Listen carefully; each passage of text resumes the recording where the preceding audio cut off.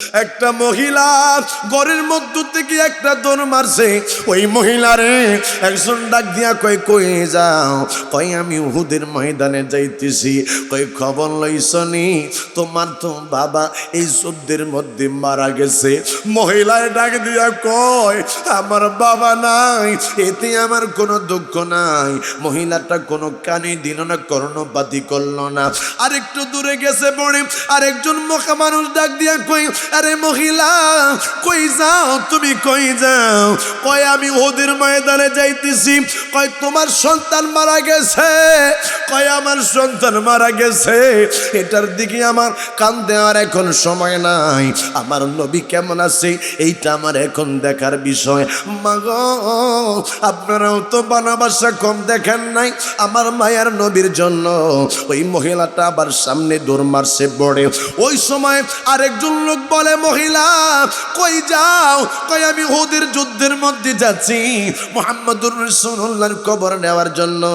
কই খবর লইছনি তোমার স্বামীও তো যুদ্ধের মধ্যে মারা গেছে। কই আমার বাবা নাই, আমার সন্তান নাই, আমার স্বামী নাই, এটা কোনো দুঃখ নাই। আমার নবী আছে না নাই এটা হলো আমার দেখার বিষয়। আওয়াজ দিয়া কন্যা আল্লাহু আকবার। তাইলে বুঝতে হবে আব্বুজি সব কিছু থেকে নবীরে বেশি ভালোবাসা লাগবে। আপনি কেমন মুসলমান হলেন? আপনি টাকার কাছে আপনার ইমান বিক্রি করলেন। আপনি দালালি করতে যায় বাবা আপনার ইমান বিক্রি করে দিলেন। দলের দালালি করতে যায় আপনি আপনার ইমান বিক্রি করে দিলেন। না না, এইটা নবীর আদর্শ হতে পারে না। যদি বাবা এটা নবীর আদর্শ হতো তাইলে 61 হিজরিতে ইমাম হুসাইন পাকের শহীদ হওয়া লাগে না, জীবন দেওয়া লাগে না, জীবন দেওয়া লাগে না। যদি বাবা আপনারে আমার দলের জন্য যদি ইমান বিক্রি করা লাগে তাইলে ইমাম হুসাইন পাক রাদিয়াল্লাহু তাআলা আনহু কখনো বাবা শহীদ হতেন না। কারণ হইল এজিত্রে মানলেই তো বাবা তার আর মরা লাগে না। এজিত্রে যদি তিনি মানতেন তাইলে তো বাবা তিনারে আর শহীদ হওয়া লাগে না। ইমাম হুসাইন কই দুনিয়ার মানুষেরা রে তোমরা শোনো, এমন এমন সময় আসবে টাকা তোমার কাছে আসবে ইমান বিক্রি করে দেওয়ার জন্য। তুমি সব কিছু চাইরা দিবা, চাইরা দিবা, প্রয়োজন বোধে জীবন দিয়া দিবা, তারপরও ইমান বিক্রি করা যাবে না। চিৎকার মেরে বলো যুবকেরা ঠিক কিনা? ওই মহিলাটা উহুদ যুদ্ধের একবারে কাছাকাছি, উহুদ পাহাড়ের কাছাকাছি যাইয়া রে ওই মহিলাটা দেখে আমার মায়ের নবী, আমার নূরের নবী, আমার নবী রাহমাতুল লিল আলামিন সাহাবায়ে কেরামদেরকে লইয়া আল্লাহর নবী বসে আছে। নবীজির মাথা মোবারকের রক্ত বাবা বাইয়া বাইয়া পড়তেছিল। ওই সময় ওই মহিলাটা আমার নবীর কাছে যে কই ইয়া রাসূলুল্লাহ আপনি নবীরে দেখছি, আমার আর কোনো কিছু দরকার নাই। আমার নবী কই কি হইছে?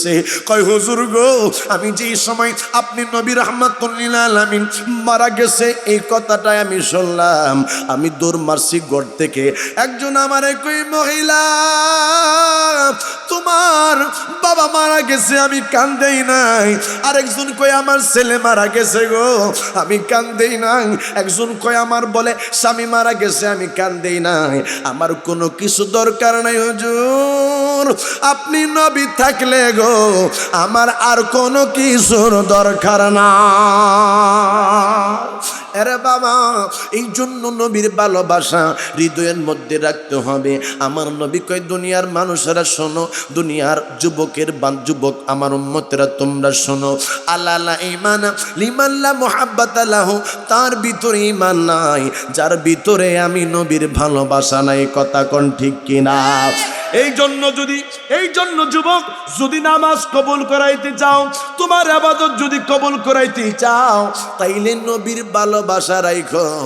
নবীর ভালোবাসা ছাড়া ইবাদতের কোনো দাম নাই। কথা কোন বাবা ঠিক কিনা? আওয়াজ দিয়া বলেন বাবা ঠিক কিনা? আমাদের দেশের মধ্যে মুসল্লির অভাব নাই বাবা। দাড়িওয়ালা টুপিওয়ালা জুব্বাওয়ালা কত মানুষ আছে যারা আমার নবীর সাথে বেয়াদবি করে। একটা মানুষকে দেখলাম সে শুধু মোহাম্মদ মোহাম্মদ বলতেছে, নাউজুবিল্লাহ।